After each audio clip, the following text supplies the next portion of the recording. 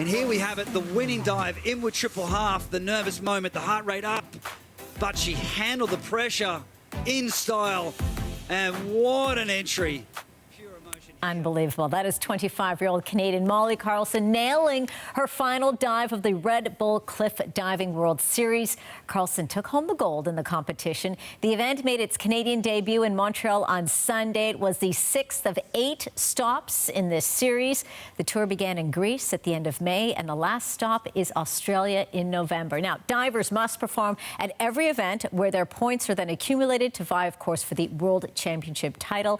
Carlson currently sits in second place, and I'm so excited. Molly Carlson joins me now from Montreal. Molly, oh my goodness. First of all, thank you so much for making the time here on Canada Tonight, and a huge congratulations to you.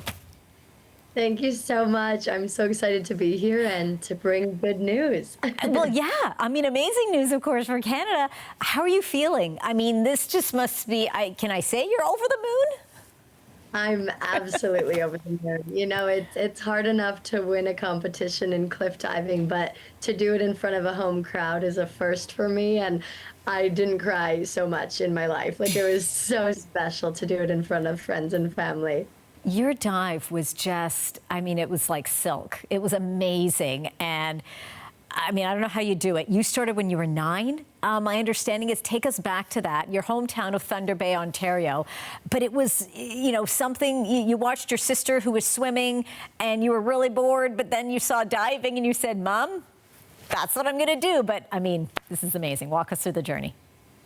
Absolutely. So I, of course, started in gymnastics in Thunder Bay when I was 7, and then I would go watch my sister practice in swimming, and I would see these divers jumping off 10 meter in the corner of the pool, and I was like, I need to do that. Something in my core is telling me that I'm brave enough to jump off that, and I want to do it. So I switched over to diving in 2008, I think it was, and I loved it. From that first jump, it was almost an addiction to braveness, and I fell in love with that and got really good at it really fast and started representing Canada from age 11. So it was a big journey from very young, and such an honor to switch over from regular diving to high diving in 2020 right after COVID, because I did my diving career and I was 4th and at Olympic trials and top 2 go to the Olympics. So I did my time trying to go to the Olympics as a regular diver, but when I switched over to high diving, everything just clicked, and it was almost like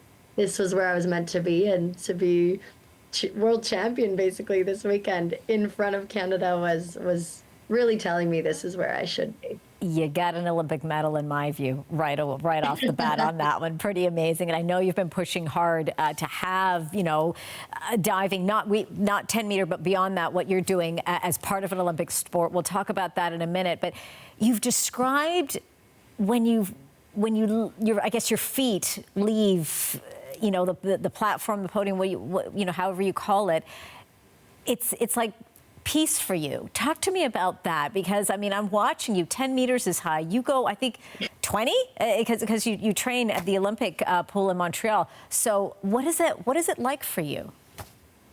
That's exactly right. Is I've chased these feelings of silence in my brain. As someone with anxiety, I've had a really loud brain telling me, you know, negative thoughts all the time and living with anxiety all the time. And so for me, the only time my brain is silent is when I leap off 20 meters, which is very stressful. But of course, I chase that feeling, and that moment is mine. And it's just me in the air getting to enjoy this sport that I love to do. And it's really magical to finally feel that feeling of silence in my brain and get to live in the present. It's really hard these days to live in the present and live in the moment, and that's exactly what cliff diving brings for me. And you've taken that feeling, that inner peace, but also that openness and honesty about your mental health to social media, 3.9 million followers on TikTok. Oh my goodness,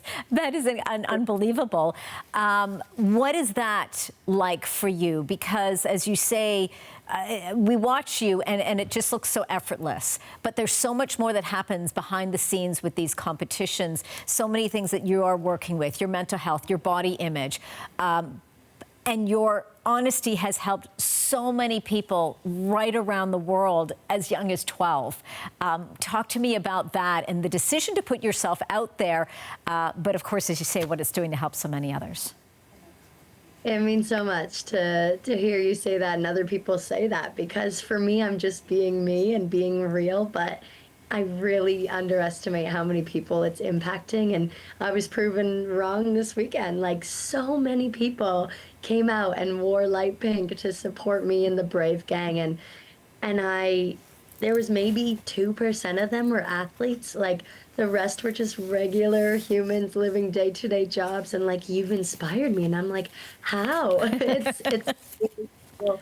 And it's just from being honest. You know, I've been really open about my eating disorder in high school and how I really struggled with body image, being in a swimsuit every single day. And that came with a lot of challenges. You know, I'm comparing myself to these small Chinese Olympic champions or other athletes from around the world that are a foot shorter than me. And I thought I had to be smaller to achieve my dreams. And that was just not the case. And so when I finally realized that, I never wanted another 16-year-old girl to feel the way I did. So being open about that has changed my life and helped me be more confident in myself, but also help everyone else as well to be proud of themselves and to love exactly who they are.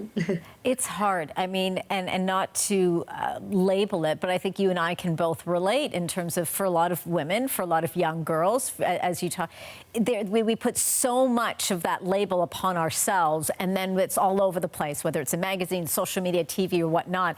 And, you know, by you breaking down that barrier and being very open and saying, I know how you want to feel because I feel the same way, I think is just, it comes down to the simplicity of that. You want to have that representation on the Olympic stage for diving, for cliff diving. Talk to me about that. You've been a champion behind it. We know, unfortunately, it's not going to be represented in 2028, but you know what? There's time for things to change, indeed. So talk to me about that importance for you, but also for Canada as well, because there's such a high representation with what you're doing.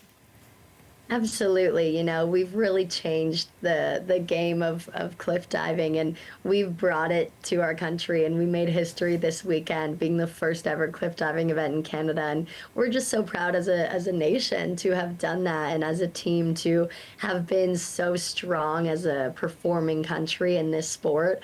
Like, there's so many cliffs around the world, but you wouldn't think of Canada first, you know? So for us to be great at this sport is really, really cool. And I think we really changed the narrative. And so for us, it's of course a dream to eventually be in the Olympics. And the problem is there's just not enough competing countries. It's not, you know, you can't just have a soccer ball and the ground and start practicing. You literally need facilities that are crazy. And so it's really difficult. And I totally understand why we're not in the Olympics yet, but we're getting there slowly. And the more we can show the sport, the more we can do events where people recognize how serious this is. Like, we are dealing impacts of over 70 kilometers an hour. Like, it's so extreme in the way that we're also so calculated in our risk taking that it's so beautiful to watch. It's truly an art, and one day I absolutely know it'll be in the Olympics, and I'll be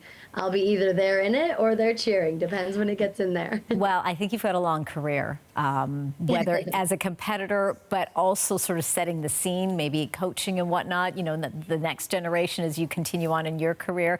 70 clicks? Whoa, I know your mom's nervous watching you. Now I'm nervous every time I'm going to be watching you as well.